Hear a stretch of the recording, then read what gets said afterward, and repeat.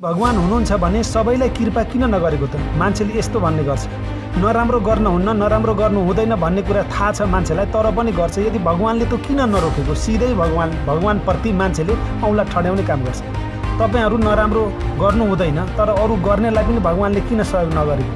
कृपा किन यसरी असमान भएको? तर यो होइन, किनभने भगवानको कृपा सबैको लागि बराबरी छ, तर नराम्रो गर्नेहरूले भगवानको कृपा लिन चाहँदैन। हेर्नुहोस् है, मैले भर्खर यो कुरा तपाईँलाई प्रमाणित गर्छु, तपाईँले बुझिहाल्नुहुन्छ।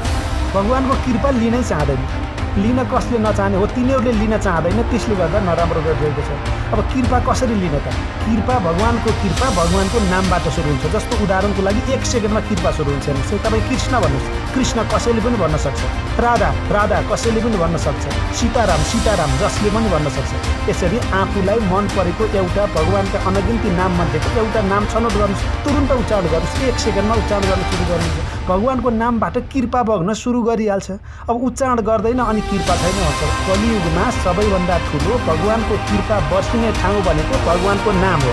भगवानको नाम तपाईँले लिनुहुन्छ जुनसुकै स्थितिमा, इभन टोयलेटमा पनि तपाईँ नाम लिनुहुन्छ भने तपाईँप्रति भगवानको कृपा बर्सिरहेको छ। यो कुरा बुझ्नुहोस्। यदि भगवानको नाम लिनुभएको छैन, कसैले लिँदैन भने, चाहे साधु भनोस्, महात्मा आफूलाई घोषणा गरोस्, ऊप्रति भगवानको कृपा छैन। उसले आफूलाई रित्तो कृपाको अनुभव गर्दै रित्तो कृपा छ भन्नु स्वाभाविक छ, तर वास्तविक भगवानको कृपा ऊप्रति